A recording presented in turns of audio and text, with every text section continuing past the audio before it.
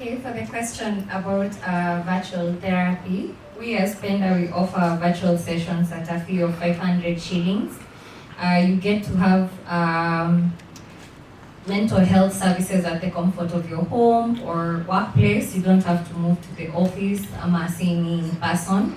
So we have, the session takes 1 hour, yeah?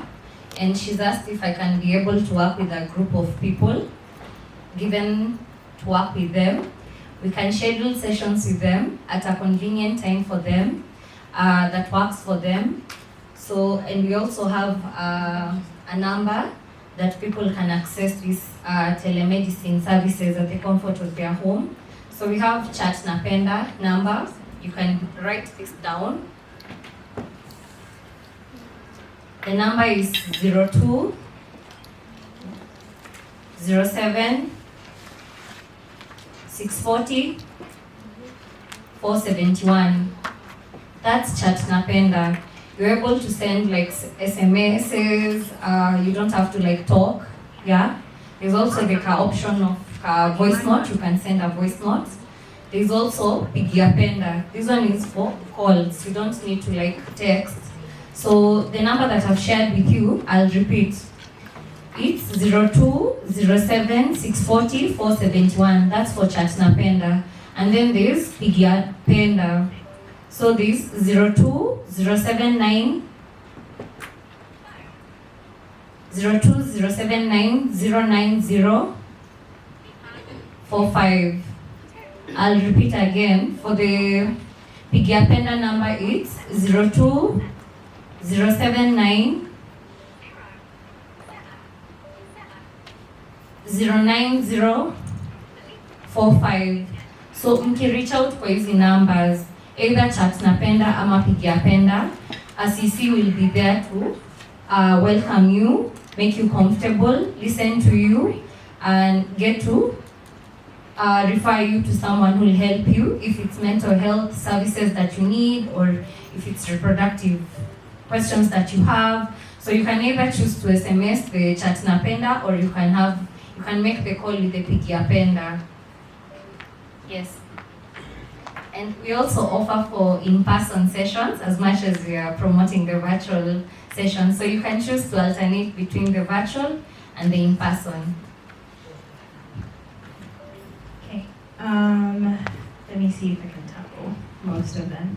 So for the first one, I didn't get your name, but about the age to address digital literacy issues. I think my answer to that would be a question back just for everyone of when is it too early to keep our kids safe?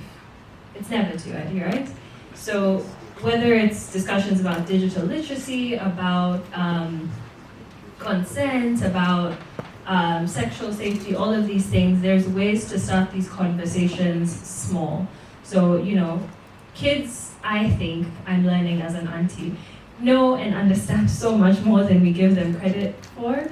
And you don't have to start the conversation of informing them about things at a higher level and explaining it the way that you would to a university student, right?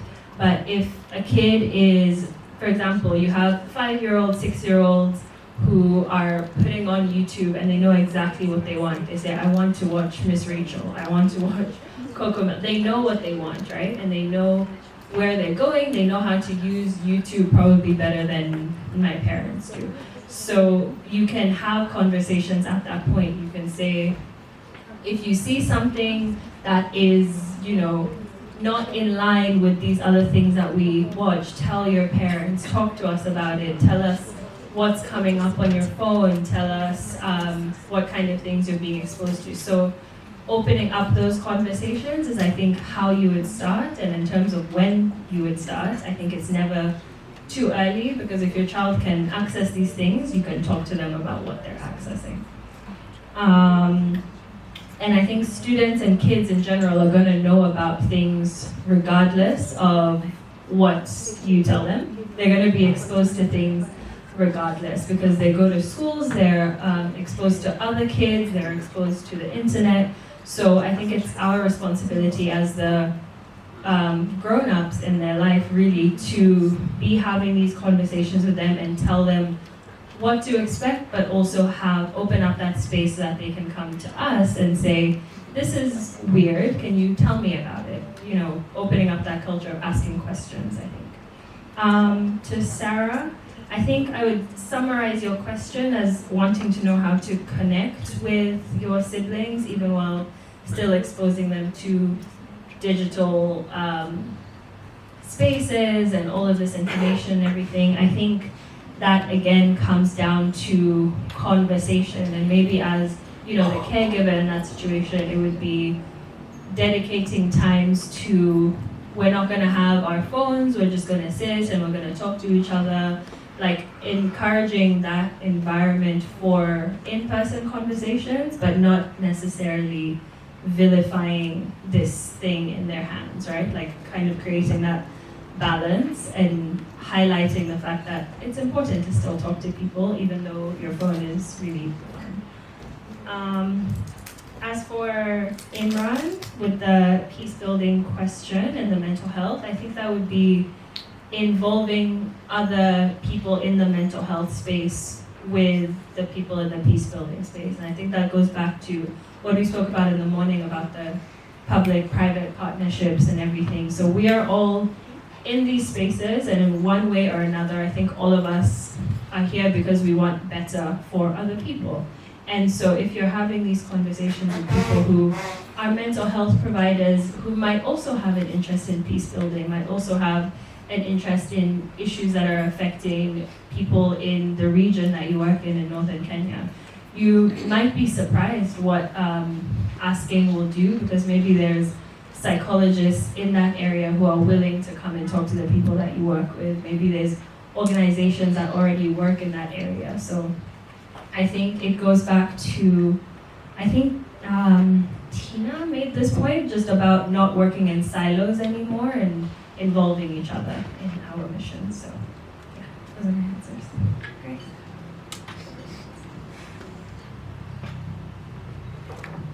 Right.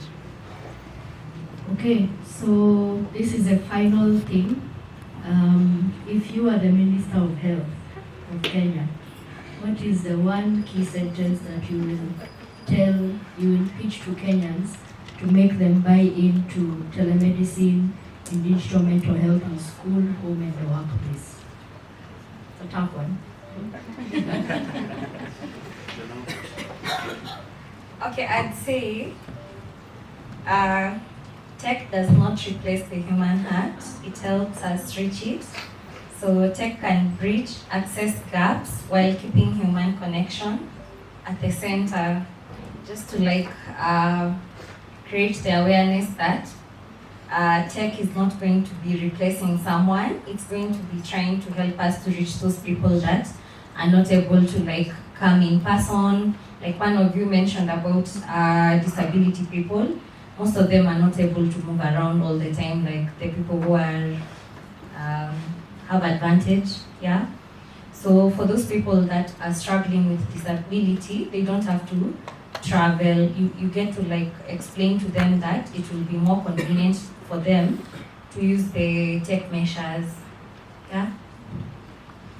All right, thanks. Chris?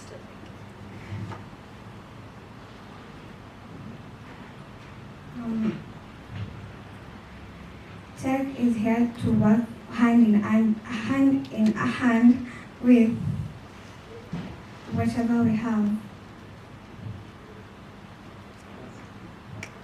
I think mine would sort of be similar in saying that tech is moving and tech is growing and tech is advancing, and so should we in every aspect. All right, fantastic. You heard from them. Let's give them a round of applause, please. Sure, go ahead. Hi everyone.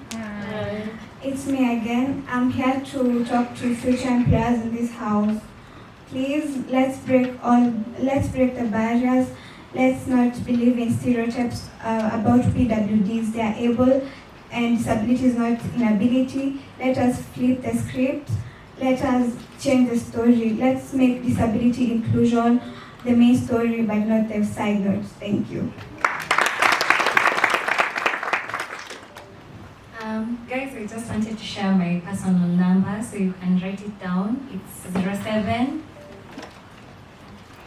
99 321 783. 07 99 321 783.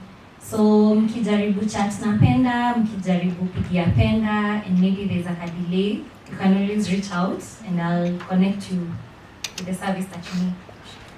My LinkedIn is Sharon Kyoko. Yeah, thanks. My LinkedIn is Grace Morugi. All right, let's give him a round of applause as they step off from the stage.